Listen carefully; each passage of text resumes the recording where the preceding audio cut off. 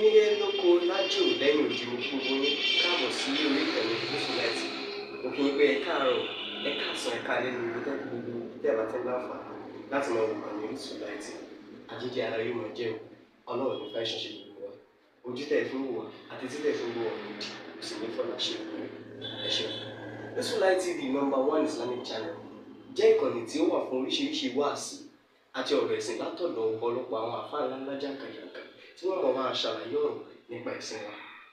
Ní báyìí ẹ bá mi subscribe sórí Muslimite TV kí ẹ lè máa jẹ ọ̀pọ̀lọpọ̀ gbádùn àwọn fídíò táwọn fi síbẹ̀ lónìí ọ̀rọ̀.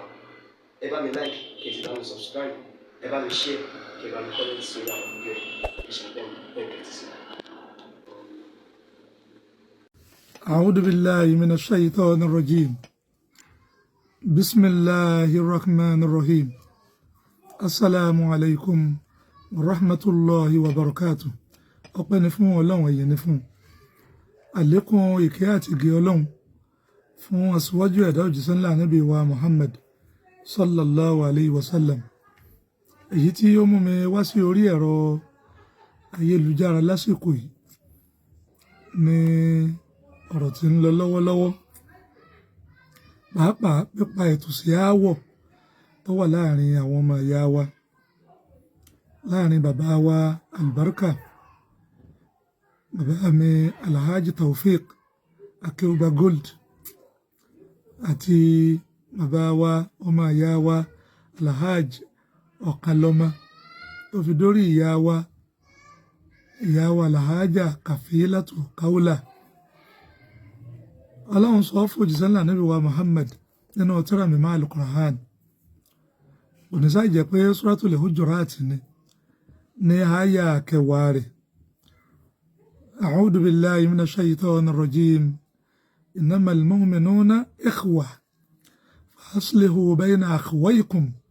wattaqullaha la'allakum turhamun. àti fi ọkọ̀ Ọlọ́run wá sọ̀kú lọ́dọ̀ àṣeyítọ́ ní ẹni ẹ̀kọ́. Ọlọ́run sọ fún aṣíwájú ẹ̀dá Ànábì wa Muhammad ó ní àwa mùmínì òdodo ọmọ ìyá ni wá. ń gbà wí pé má tó wà ń bẹ̀ ó ti bá ṣe yín nàjẹ́ àlọ́ ọbẹ̀ wọn. ǹtọ́ wà ń bẹ̀ náà ni pé al-mu'minuna ikhwa àwa olùgbàgbọ́ òdodo ọmọ ìyá ni wá. bàbá wa rí bẹ́ẹ̀ fa aslihu bayna akhwaykum ẹ ṣàtúnṣe láàrin àwọn ọmọ ìyá yín. àtúnṣe tí a sì ṣe ẹ̀páyọ̀ Ọlọ́run lórí rẹ̀ wattaqullaha la'allakum turhamun. ẹ bá ti páyọ̀ Ọlọ́run ẹ jẹ́ ní ìkẹ́ abẹ́lọ́ nínú àánú rẹ̀ kó ṣe ìkẹ́ rẹ̀ kárí ẹnìkọ̀ọ̀kan wa. èyí tí ó ń lọ gbogbo wa náà ni a gbọ́ ṣùgbọ́n mò ń pàrọwà sí àwọn ọmọ ìyá wa mẹ́tẹ̀ẹ̀ta náà kí wọ́n dákun nítorí ìtọ́lọ́run àti ìfẹ́ tí Ọlọ́run ní sí Ànábì wa Muhammad kí a fi yèdénú lórí ọ̀rọ̀ yìí ká gbàgbé ẹ̀. a lè rìn nínú ayé ká má jà ká má sì ra wa gbọ́. ẹbí wọn ní tóun tí Ànábì wa Muhammad sallallahu alayhi wa sallam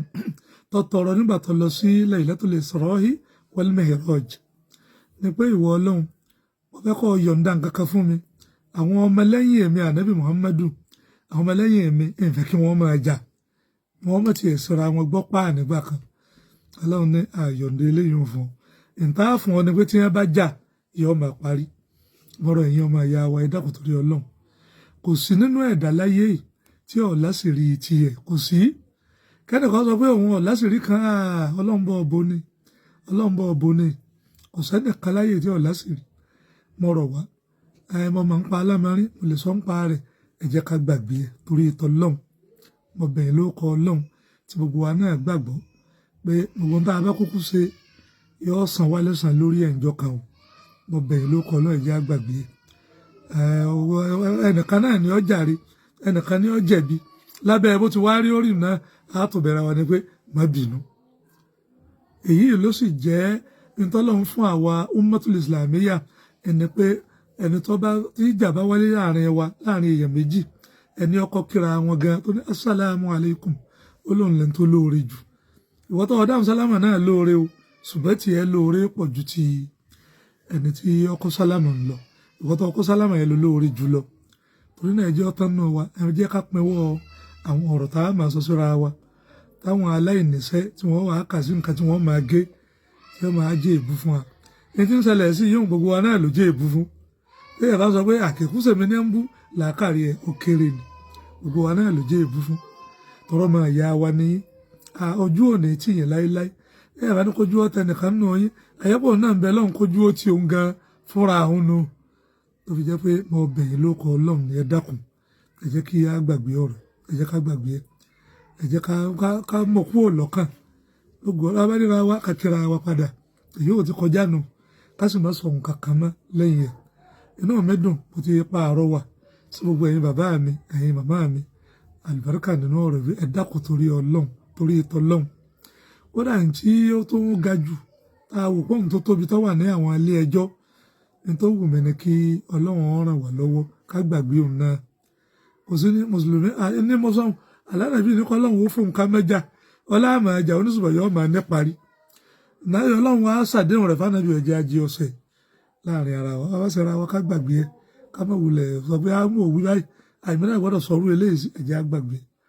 àwọn aláìníṣẹ́ làwọn wà tẹ́bàtì ọ̀rọ̀ wọn máa retí àgbọ̀n tí lamọ̀rin yóò wì mo bẹ̀yìn ló kọ ọlọ́run ẹ̀jẹ̀ ká gbàgbé ọ̀rọ̀ ọlọ́run ṣàtúnṣe gbogbo wa yóò ṣàánú wa yóò ṣẹ̀dẹ̀ fún wa